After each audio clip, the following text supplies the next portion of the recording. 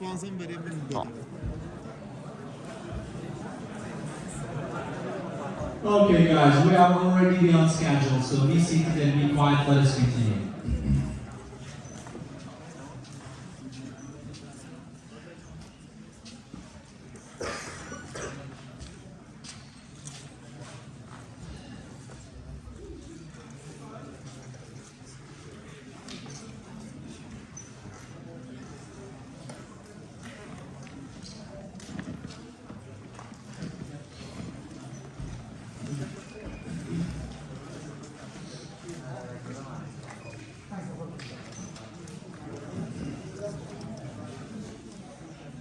Okay, now can we have complete silence so we can finally get started?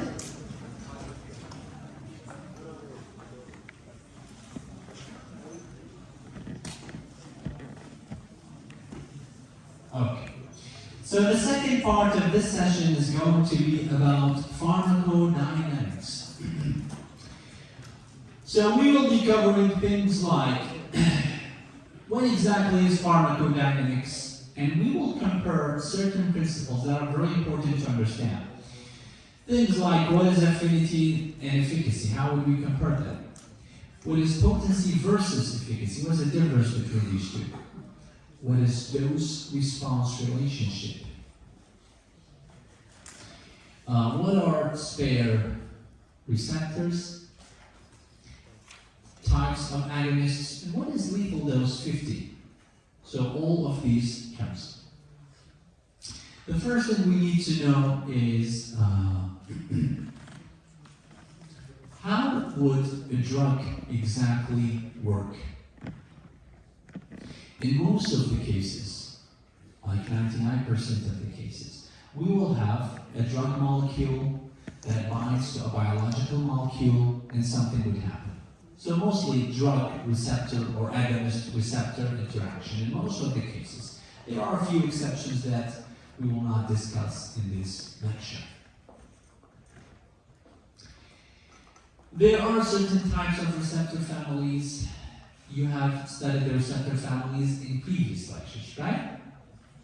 Right? Did you all study it, right? Okay. So we will not go through this because other people have already taught you this, so there's no need to waste any time on something that has already been explained deeply.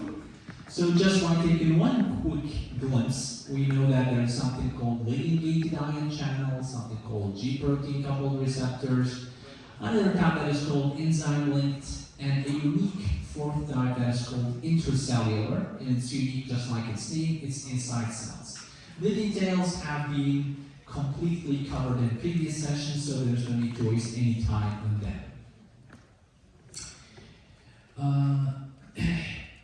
There are terms that we need to completely comprehend. Something called agonist, something called antagonist. What is the difference? When an agonist binds to a receptor, there would be activation of the receptor and there would be a response. While when an antagonist binds to a receptor, there would be nothing and there would be no response. So this is the difference. Here it binds, does something, here it binds, doing nothing. If we have both of the agonist and antagonist given at the same time, then there would be competition or fight over the receptor, and we can get a response, but usually to a lesser extent. So this is a short comparison between the agonists and the antagonists.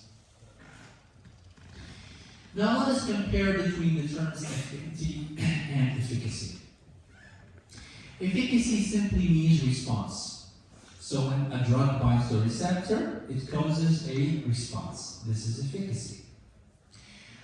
While affinity means binding.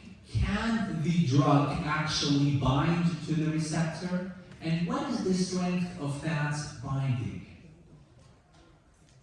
So for example, if we have a receptor and we have a drug, in order for the drug to have a response, first it needs to bind to the receptor, binding step, then it needs to have efficacy and activation.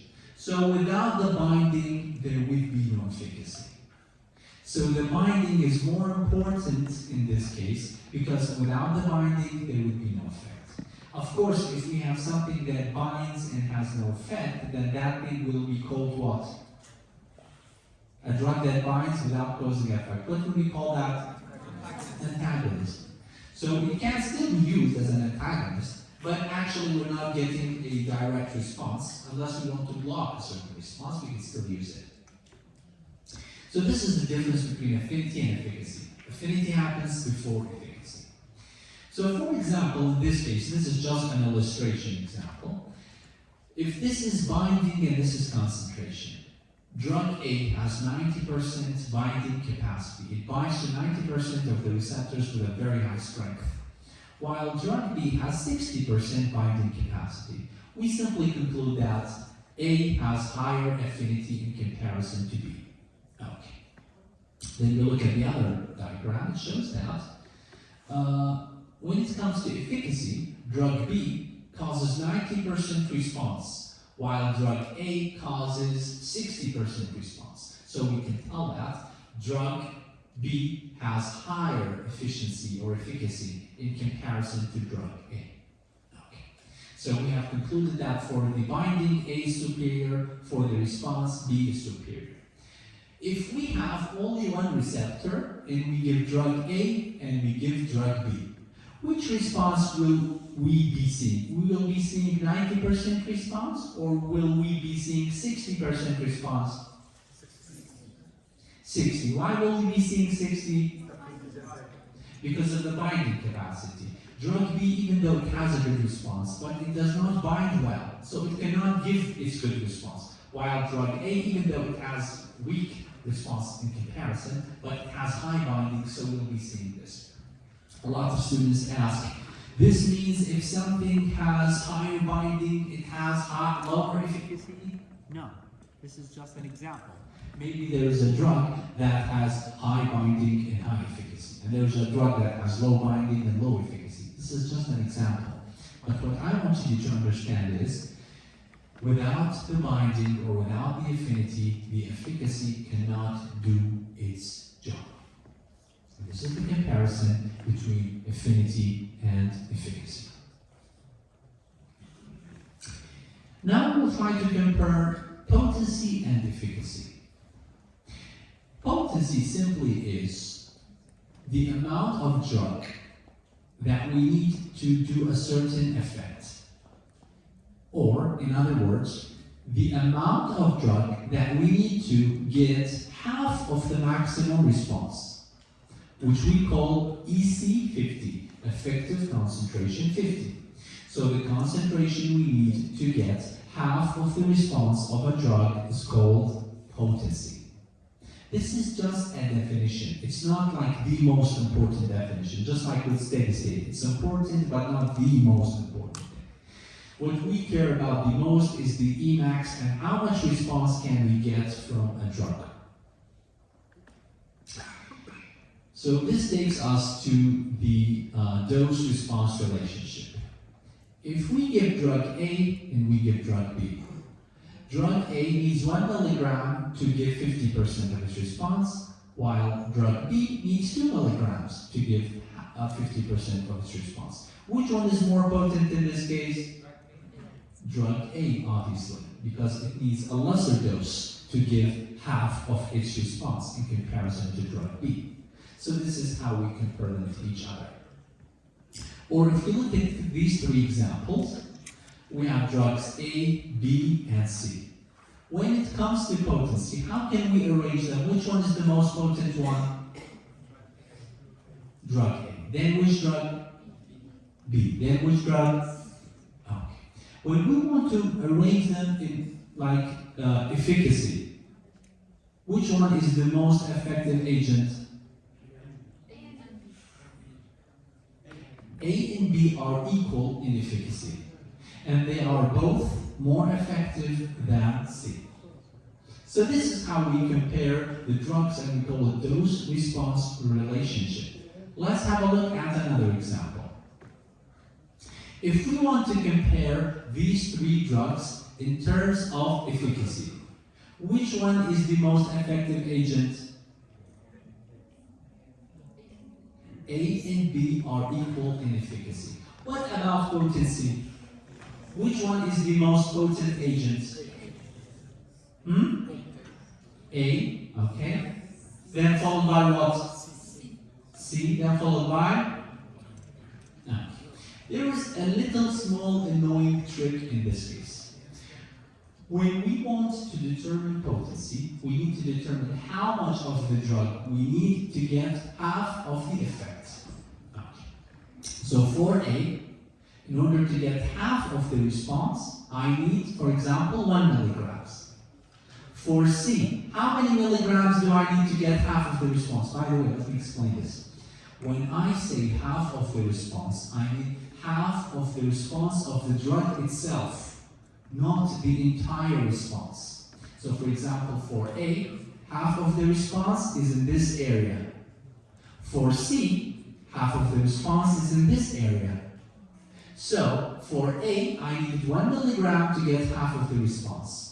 For C, how many milligrams would I need to get half of the response? Also 1. Also 1. Because this is the entire height of C, and this is the half point of C. So both A and C are called equipotent. They have the same potency. And this is why I told you the term potency is not very important. Here we have an example of both drugs to be called equipotent, even though this one has a much better efficacy in comparison to C.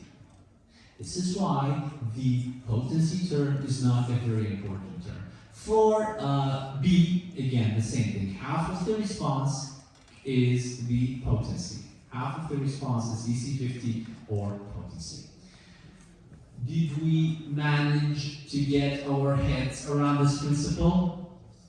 Is there anything that is tricky? The only annoying trick is you look at half the height of the peak itself, not half the height of the entire diagram.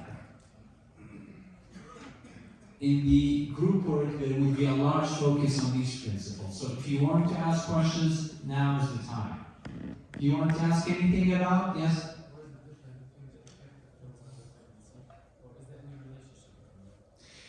The term effective dose that you are using right now is a general term. Okay? The terms that you are using right now are specific. EC50, E max, while the one that you are using right now is a general term. So you cannot relate. Yes. Anything else? So overall, the term that we care about mostly is the efficacy and its parameters, whether it's EC50 or Emax. So the response is more important than just saying, this one is potent. Okay, it's potent, then what? How much response can it give? If I increase the dose, would I get more effect? Or would it just stop? It's potent, then it stops. So being able to achieve a higher Emax is more important than being able to achieve a good potency.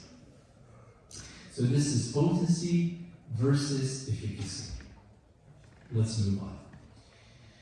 Another terms that we need to understand are equilibrium dissociation constant, KD. KD is simply how much concentration do I need to occupy half of the receptors. So this time it's not response on this axis. It is percentage of occupied receptors. So how many milligrams do I need to occupy half of the receptors? I would call that KD. There's something called Bmax, which is how many milligrams do I need to activate all the receptors. We rarely need this. After learning what is EC50 and what is KD, it's time to move on to another parameter. Let's compare this. Let's compare EC50 with KD. So if we look at this, this is the effect coming from a drug. If I want to get half of the response, I would use 1 milligrams. But if I want, look, half of the response is obtained from using 1 milligram. But if I want to occupy half of the receptors, this is binding, not response. If I want to occupy half of the receptors, I will need 10 milligrams. So what we have learned from this picture is I can get half of the response without using half of the receptors. I can use a small percent of the receptors and still get half of the maximum response. Why is that possible? It's possible due to something called, there's something missing in this area. It happens due to something called signal amplification and something called spare receptors. What is that? With signal amplification, when a ligand or a drug binds to a receptor, for example, only one enzyme is activated. For example, let's say this is adenyl cyclase. Adenyl cyclase created 3 cyclic AMP molecules. These 3 cyclic AMP molecules, the 3 of them released 10, for example, calcium ions. These 10 calcium ions release like 20 sodium ions. So what happened in this case is, we started with one molecule, one receptor, and we have 20 results, 20 second messengers. This is called signal amplification. Just like right now, my voice is being amplified through this microphone. There is like, for example, 1 decibel, it becomes 30 decibels, whatever that is. You start with one, and then you end up with a much larger value. This is why when we activate receptors, we don't need to activate half of them to get half of the response. We only activate few of them, and because of signal amplification, we would have achieved the response that we desire. Do you want to ask anything? Is there anything that is complex? I think the signal amplification has already been explained in different lectures, right? So you already have an idea about it. Another thing that other lectures or modules and people sometimes hate it and suffer from it is the principle of spare receptors. What does that mean? In every car, how many tires do we have usually? Someone said a very silly joke and they said 10. We should laugh right now. Okay, so how many tires do we usually have? We usually have 5. So we have 4 tires, and there is an extra one, or something that we call spare. So something similar is applied in receptors, but to a much larger extent. So we have a certain receptors that we could use, and we have a lot of other receptors that we are not using, which we call spare. Why we don't use them? Because we have signal amplification. I can only use 10 receptors and get maximum response. Why should I use like all of the receptors? Right? So, I can achieve 100% of the response or the effect by using, for example, half of the receptors. So I would call this system a system with high spare receptors. Most of the receptors are not used and I get 100%. Another system is a system with low spare receptors. I can get maximum response only by activating most or all of the receptors. What does that mean when it comes to a visual illustration? Here is a system with low spare receptors. What are these things? Receptors. What is this? Ligand or drug. So when one ligand binds to one receptor, I get 25% effect. When 2 are bound, I get 50. 3 are bound, I get 75. When all are occupied, I get 100%. In this case, this is a system where we don't have spare receptors. We need to use all of the receptors in order to get a response. Okay, so this is no spare receptor system. While with a spare receptor system, high spare receptors, I use one receptor, I get 50%. I use 2 receptors, I get 100% receptor. 100% response. So what would I call these receptors that are left here? Spare. So these are receptors that we are not using. So depending on whether we have spare receptors or not, Certain drugs' effect can change. We will come back to this phenomenon later on. But right now, we need to make sure that we have all managed to understand what we mean. Do you want to ask anything? Yes?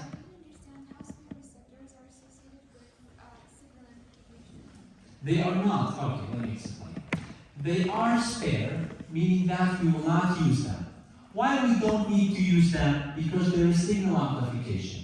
So for example, I only use one receptor and I reach 100% receptor. So the others, they don't need to work because only one person did the entire job. Why only one person did the entire job? Because the one person had signal amplification. This is the relationship, yes. Anything else? Yes. I have a question about the potency and the efficacy. Yeah. If I have a limited amount of medications, would it benefit me more if it's more potent or it's more... Yeah, we shouldn't go through such crisis theories because when we talk scientifically, we have abundance of everything. So we use the most useful ones. But the thing you're talking about, if there is an incomplete speech and there is this, what should I do? Yeah, we wouldn't think about such cases, yes. Anything else?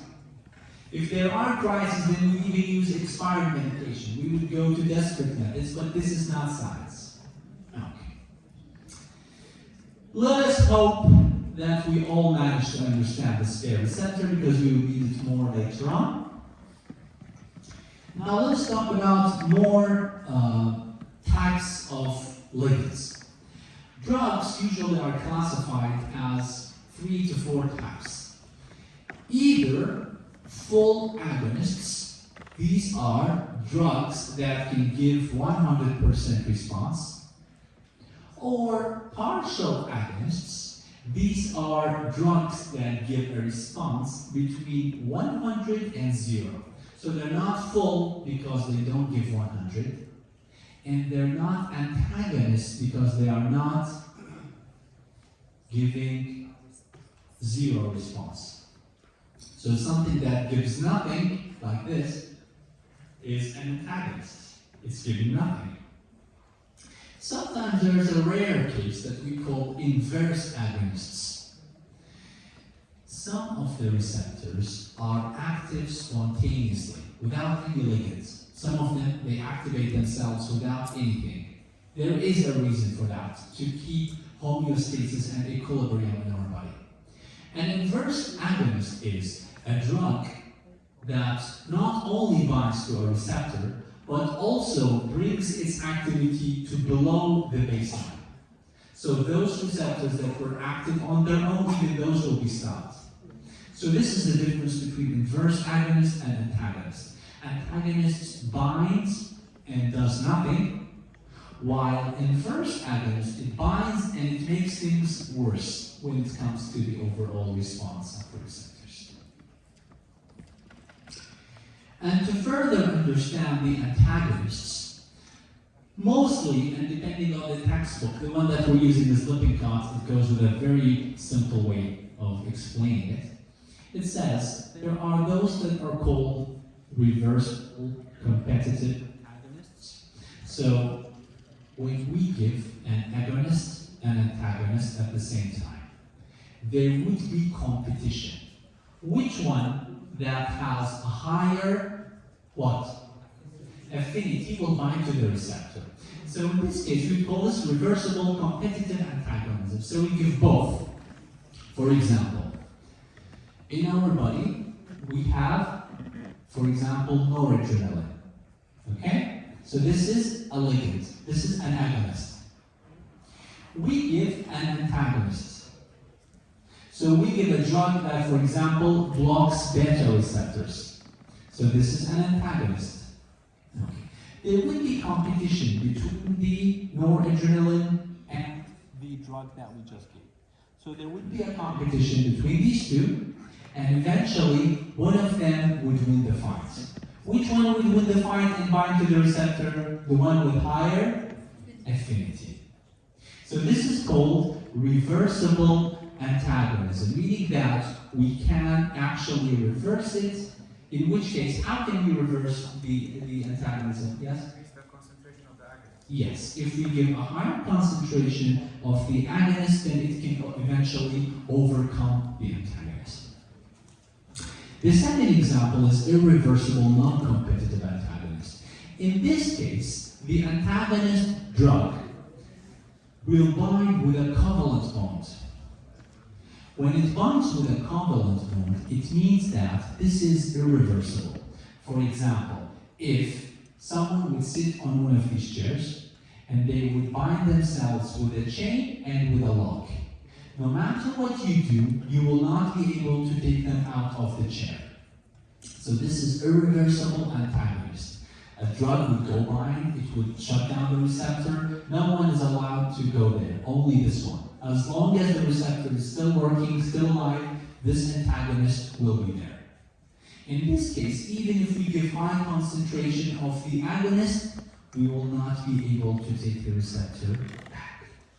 To understand this more with figures and diagrams, if we look at this, if we would give the agonist alone, then we would give a reversible antagonist. We can see that we can achieve the same maximum response. But instead of using, for example, 1 milligram or 2 milligrams, this one we would use like this time 10 milligrams.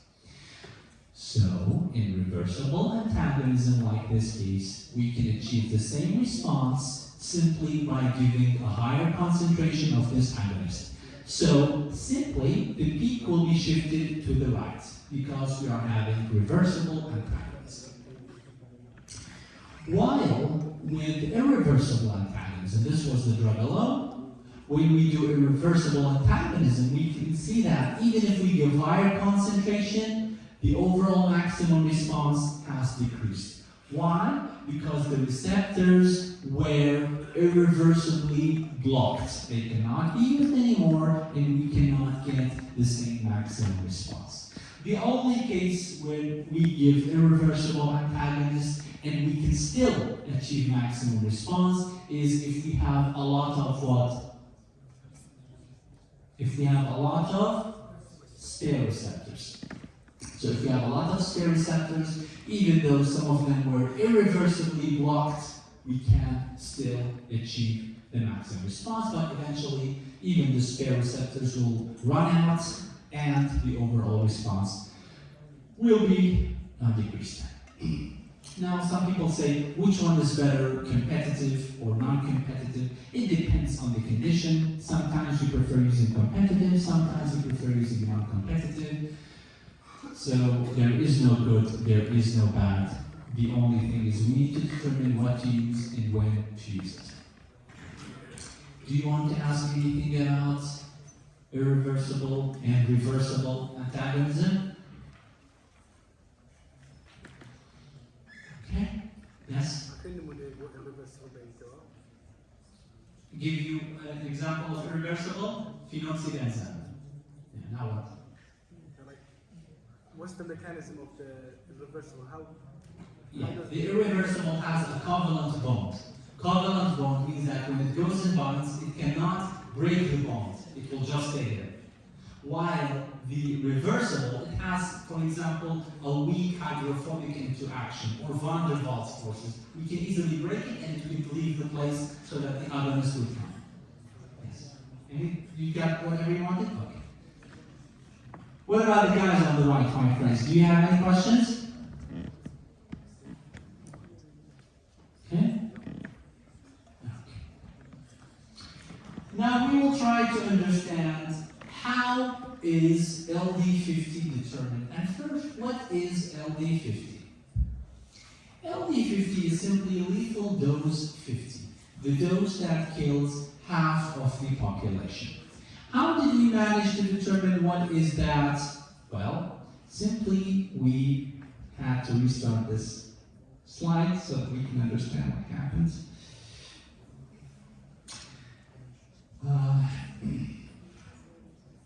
Simply, we had to follow this method. We bring a certain amount of animals, most commonly frogs. So we have frogs HR means hypertension, this is effective concentration 50, this is lethal dose 50, and this is the state of heart rate, normal, slightly elevated, critically elevated. So we bring our animals and we study them. So we study the heart rate of all of the animals that we have. By the way, this is just an example of heart rate. It can be anything you want. So everyone is normal, nothing is wrong. When we give a small exposure, like 100 milligrams, we can see that half of them are still normal, half of them have, for example, slightly elevated or decreased heart rate. This is starting to be very, very problematic.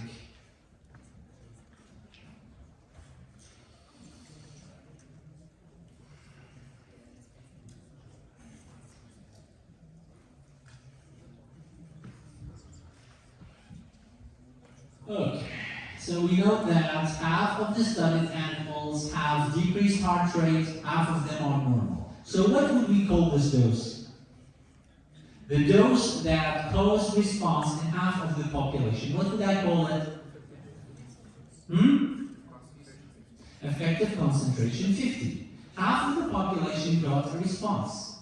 I will keep on giving higher doses. I can see that right now they have critically low heart rate in all of them, or most of them. And I know that one of the frogs has disappeared. Why did this frog disappear? Because it died. One of the animals died, so it disappeared from the study. When I gave even a higher dose, I noted that more frogs have disappeared. When I gave even a higher dose that obviously we can barely see their eyes, we can see that half of the population has died. When half of the population has died, what would I call this? Lethal dose 50. The dose that killed half of the population that I studied. This is how we study drugs parameters. This is how we study things like what is the effective dose, what is the toxic dose 50, what is lethal dose 50. This is how we study them. We study them by bringing animals, giving them a certain dose of medication, and study the difference. Do you want to ask anything about the lethal dose 50?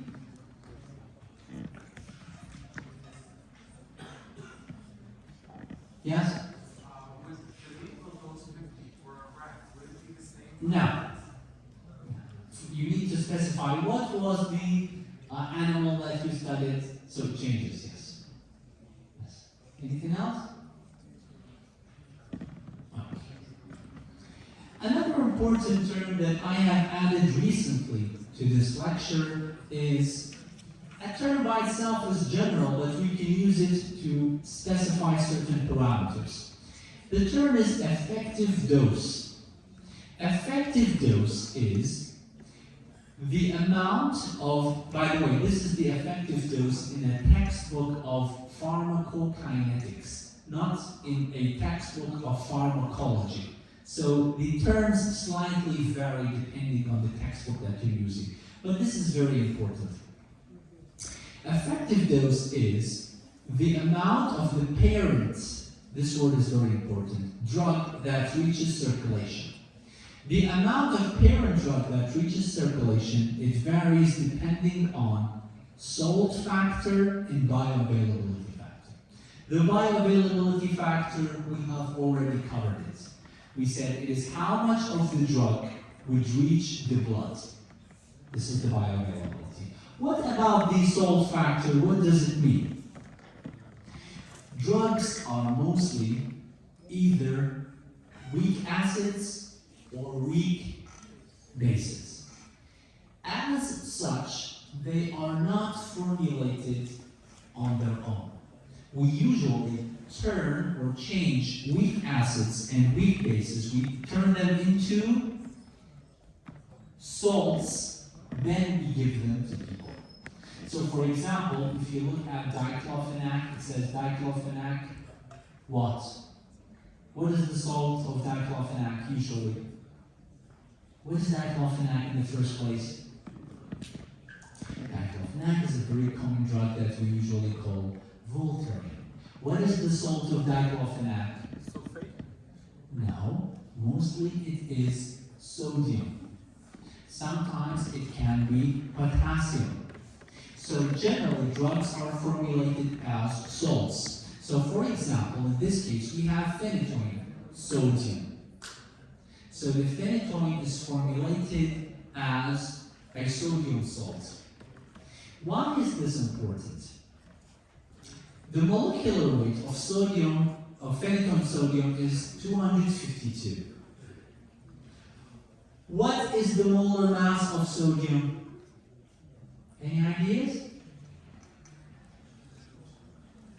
The molar mass of sodium is 23. So out of this entire weight, a certain percent is not coming from phenytoin. So this is phenytoin, and this is sodium. So the entire molecule, it's not completely phenytoin. The response is coming from phenytoin or from sodium? Which one is giving the response? The phenytoin, the drug is giving the response, not sodium. Sodium only helps it achieve its goals.